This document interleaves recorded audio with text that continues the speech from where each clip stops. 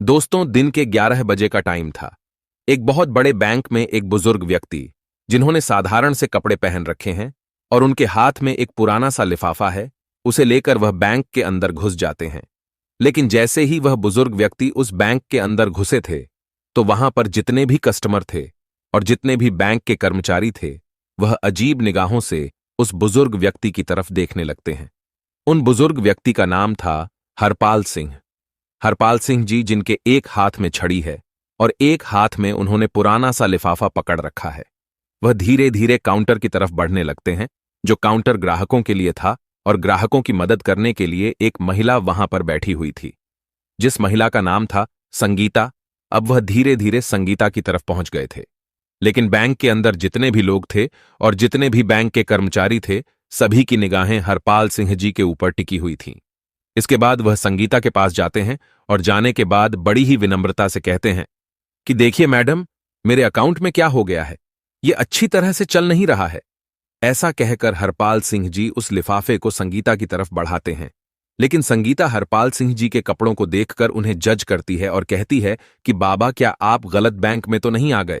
मुझे लगता है कि आपका खाता इस बैंक में नहीं होगा। लेकिन तभी जो हरपाल सिंह जी होते हैं, बड़े ही सहजता से कह देते हैं कि बेटी, एक बार तुम देख तो लो, शायद हो सकता है मेरा खाता इसी बैंक में हो। उसके बाद संगीता लिफाफा रखते हुए उनसे कह देती है कि बाबा, इसमें थोड़ा सा टाइम लगेगा और आपको थोड़ी देर तक वेट करना होगा। ऐसा कहकर संगीता और बैंक में मौजूद अन्य लोगों का काम करने लगती है और हरपाल सिंह जी वहीं पर खड़ा होकर वेट करने लगते हैं। थोड़ी देर तक वह वेट करते हैं और वेट करने के बाद दोबारा से कहने लगते हैं कि बेटी, अगर तुम थोड़ा बिजी हो तो तुम मैनेजर को फोन कर दो। दरअसल मुझे उससे भी कुछ काम है, तो मैं उनसे कुछ बात कर लेता हूं। इसके बाद संगीता ना चाहते हुए भी अपना फोन उठाती है और फोन उठाकर मैनेजर के केबिन का नंबर डायल कर देती है। उसने फोन किया था। फोन करने के बाद मैनेजर को बता दिया था कि एक बुजुर्ग व्यक्ति आपसे मिलना चाहते हैं। आप कहो तो मैं उनको वहां पर भेज देती हूं। इसके बाद जो मैनेजर होता है, वहीं से हरपाल सिंह जी को देखने लगता है। हरपाल सिंह जी बड़े ही साधारण दिखाई दे रहे थे। तो तभी मैनेजर फोन पर संगीता से पूछने लगता है कि क्या यह हमारे बैंक का कस्टमर है या फिर ऐसे ही कुछ मुंह उठाकर चला आया है। तो वह कहती है कि सर, यह बात तो मुझे नहीं पता है, लेकिन यह आपसे मिलने की बात कर रहे हैं। तो उसके बाद मैनेजर कह देता है कि ऐसे लोगों के लिए मेरे पास टाइम नहीं है, तुम ऐसा करो, इन्हें बिठा दो और थोड़ी देर बैठकर यहां से चले जाएंगे।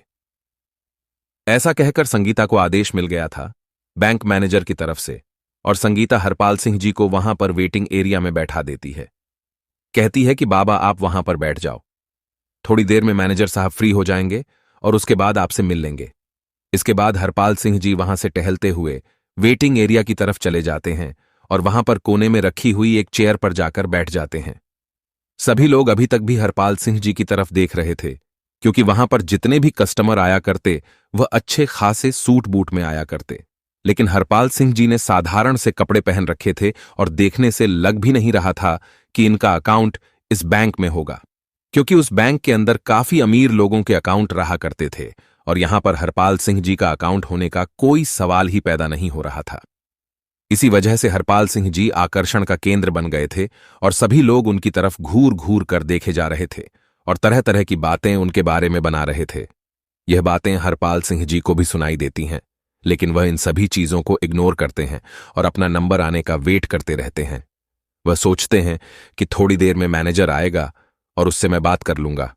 इस बैंक के अंदर एक और व्यक्ति छोटी पोस्ट पर काम किया करता था, जिसका नाम था पवन। पवन अभी बाहर गया हुआ था और जैसे ही वह बैंक के अंदर आता है, तो वह देखता है कि एक बुजुर्ग व्यक्ति जो कि वेटिंग एरिया में बैठा हुआ है, उसकी तरफ सभी लोग देख रहे हैं और उसके बारे में तरह तरह की बातें कर रहे हैं। कोई उसे भिखमंगा कह रहा है और कोई कह रहा है कि इस बैंक के अंदर तो इसका अकाउंट हो ही नहीं सकता और यह यहां पर कैसे आ गया, ऐसे लोगों को इन लोगों ने क्यों बैठा रखा है। इस तरह की बातें उसके बारे में चल रही थीं और ये सभी बातें पवन भी सुन लेता है। तो उसके बाद पवन सीधा हरपाल सिंह जी के पास जाता है और वहां पर जाकर बड़े आदर भाव से उनसे पूछने लगता है कि बाबा, आप यहां पर क्यों आए हो और क्या काम है आपको। क्योंकि पवन को यह सब कुछ बड़ा ही बुरा लगता है। वह बुजुर्ग व्यक्ति की हालत को देखकर थोड़ा सा परेशान हो जाता है और इसी वजह से वह उससे पूछने के लिए गया था। वहां पर जाने के बाद वह बुजुर्ग व्यक्ति पवन को बता देता है कि मुझे मैनेजर से मिलना है और उससे मुझे कुछ काम है। इस बात को सुनकर पवन उनसे कहता है कि ठीक है बाबा, आप थोड़ी देर यहां पर वेट करो और मैं अभी मैनेजर से बात करके आता हूं। इसके बाद पवन मैनेजर के केबिन में जाता है और उन्हें उस बुजुर्ग व्यक्ति के बारे में बता देता है। लेकिन मैनेजर पहले से ही उस बुजुर्ग व्यक्ति के बारे में जानता था और कहने लगता है कि पता है मुझे, मैंने ही उसे वहां पर बिठा रखा है। थोड़ी देर वहां पर बैठेगा और बैठने के बाद वहां से चला जाएगा। इसके बाद मैनेजर पवन को और कोई काम बता देता है और कहता है कि तुम फलाना काम कर लो और तुम्हें इस चीज से कोई भी मतलब नहीं है। अब पवन दूसरे काम में लग जाता है और धीरे धीरे उस बुजुर्ग व्यक्ति को वहां पर बैठे हुए लगभग 1 घंटा हो गया था। 1 घंटे तक बुजुर्ग व्यक्ति अपना धैर्य रखता है, लेकिन उसके बाद उसे यह बात सहन नहीं होती। वह खड़ा होता है और खड़ा होने के बाद मैनेजर के केबिन की तरफ बढ़ने लगता है। अब जैसे ही वह मैनेजर के केबिन की तरफ बढ़ता है तो मैनेजर देखता है कि वह बुजुर्ग व्यक्ति उसके पास ही आ रहा है, तो वह फौरन से अपने केबिन से बाहर निकलता है और निकलने के बाद उस बुजुर्ग व्यक्ति के सामने खड़ा हो जाता है और थिरकते हुए पूछने लगता है कि हाँ बाबा, बताइए आपको क्या काम है। तो हरपाल सिंह जी अपना लिफाफा आगे की तरफ बढ़ाते हुए कहने लगते हैं कि बेटा यह देखो, मेरा बैंक अकाउंट की डिटेल इसके अंदर है और मेरे बैंक अकाउंट से कोई भी लेन देन नहीं हो पा रही है। आप देखकर यह बताइए कि इसमें क्या दिक्कत है। अब इस बात को सुनकर मैनेजर थोड़ी देर तक सोच विचार करता है और सोच विचार करने के बाद कह देता है कि बाबा, जब किसी बैंक अकाउंट में पैसे नहीं रहा करते तो ऐसा ही हो जाता है। मेरे ख्याल से आपने भी अपने अकाउंट में पैसे जमा नहीं करवाए होंगे और इसी वजह से आपके अकाउंट की लेन देन रोक दी गई है। इसके बाद जो बुजुर्ग व्यक्ति होते हैं वह बड़े ही विनम्र भाव से कहने लगते हैं कि बेटा, पहले तुम एक बार अकाउंट को चेक तो कर लो, उसके बाद ही कुछ मुझे बताओ तो ही अच्छा रहेगा। इस तरह से तुम कैसे बता सकते हो। तो मैनेजर हंसने लगता है और हंसते हुए कह देता है कि बाबा, यह सालों का एक्सपीरियंस है और सालों से मैंने यही काम किया है। आप जैसे लोगों की शक्ल को देखकर मैं बता देता हूं कि कौन व्यक्ति किस तरह का है, किसने अपने अकाउंट में कितना पैसा जमा किया होगा। तो आपके अकाउंट में तो मुझे कुछ भी दिखाई नहीं दे रहा और मैं चाहता हूं कि अब आप यहां से चले जाओ। सभी कस्टमर आपकी तरफ देख रहे हैं और बैंक के अंदर एक अलग तरह का माहौल क्रिएट हो रहा है। इसके बाद हरपाल सिंह जी उस लिफाफे को उसकी टेबल पर रखते हैं और कहते हैं कि ठीक है बेटा, मैं तो चला जाऊंगा, लेकिन तुम इस लिफाफे में जो भी डिटेल लिखी हुई है उनको एक बार जरूर से देख लेना।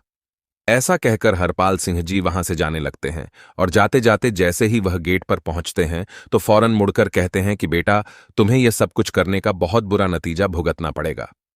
ऐसा कहकर हरपाल सिंह जी वहां से बैंक के मेन गेट से बाहर निकल गए थे और टहलते टहलते वहां से चले जाते हैं। इसके बाद जब मैनेजर को यह बात सुनाई देती है कि तुम्हें बहुत कुछ भुगतना पड़ेगा तो थोड़ा सा डर तो उसे लगता है, लेकिन फिर वह सोचता है कि बुढ़ापे में ऐसे ही कह दिया होगा, कोई भी कैसी भी दिक्कत नहीं है। मैनेजर अपने काम धंधे को करने के लिए चला जाता है।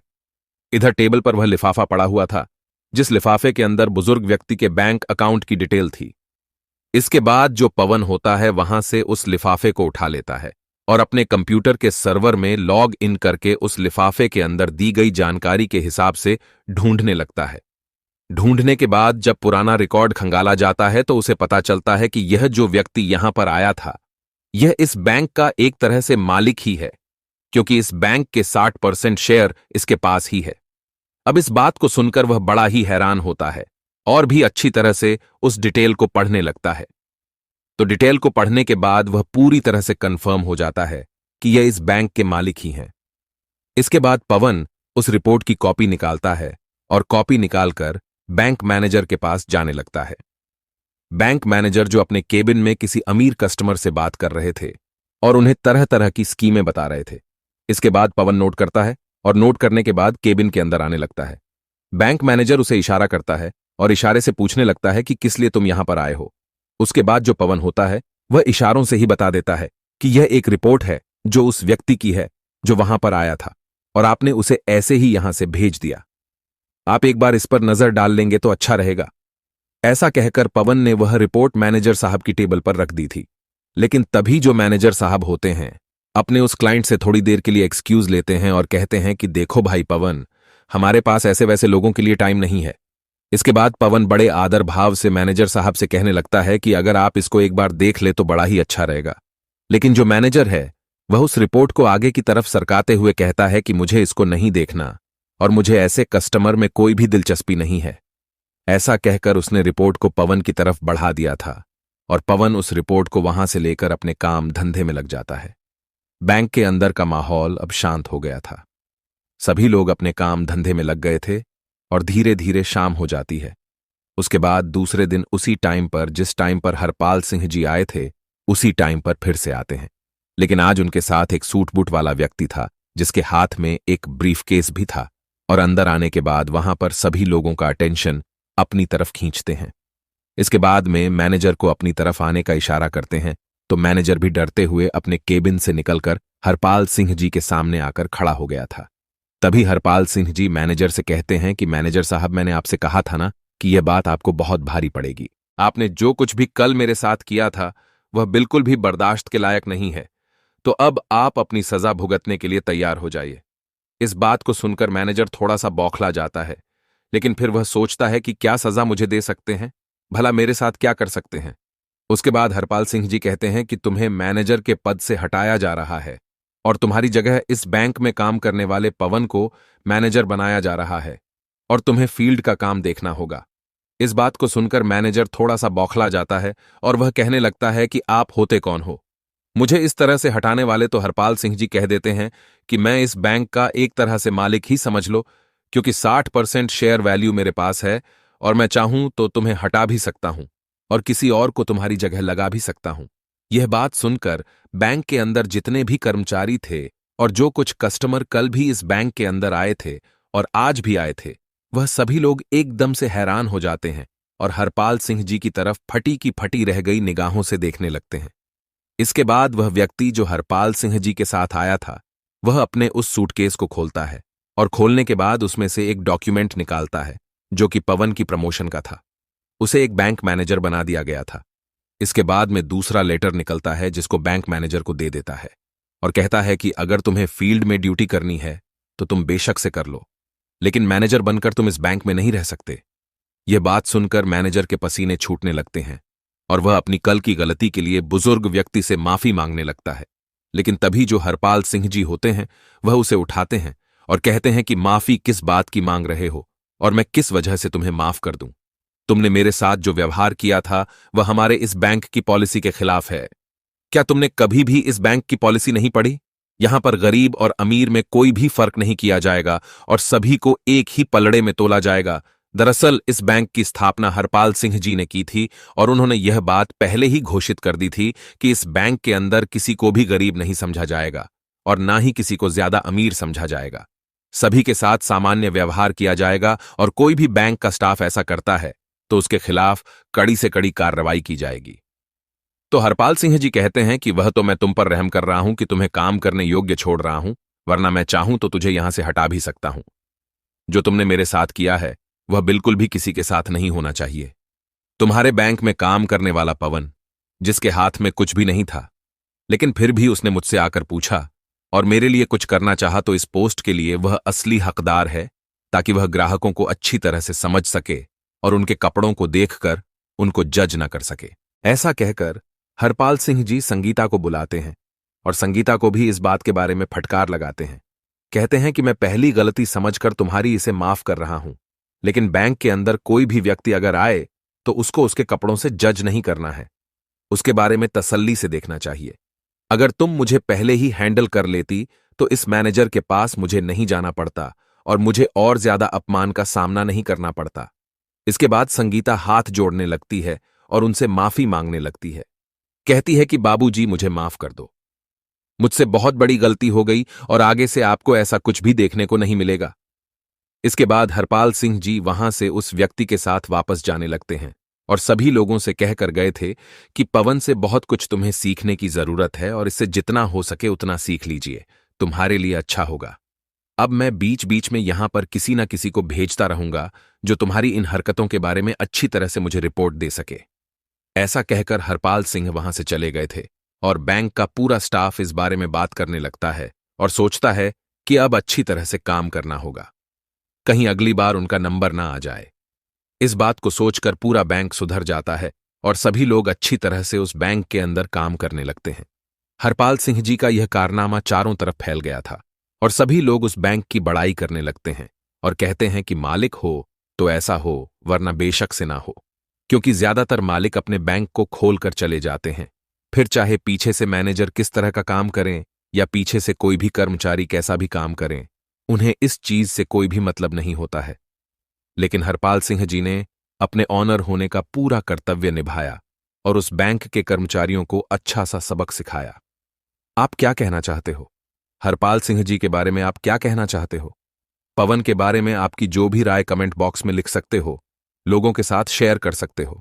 वीडियो अगर अच्छी लगी तो वीडियो को लाइक और चैनल को सब्सक्राइब जरूर करें ताकि हमें थोड़ा सा हौसला मिले। आप लोगों के लिए ऐसे ही अच्छे अच्छे वीडियो बनाने के लिए इन कहानियों को सुनाने का उद्देश्य किसी को परेशान करना बिल्कुल भी नहीं है। यह कहानी आपको इसलिए सुनाई जाती है ताकि आप लोग इन कहानियों में से कुछ ना कुछ सीख सको और अपने जीवन में उस चीज को अप्लाई कर सको। मिलते हैं किसी अगली वीडियो में नए टॉपिक के साथ। तब तक के लिए जय हिंद, जय भारत। आप सभी का बहुत बहुत धन्यवाद।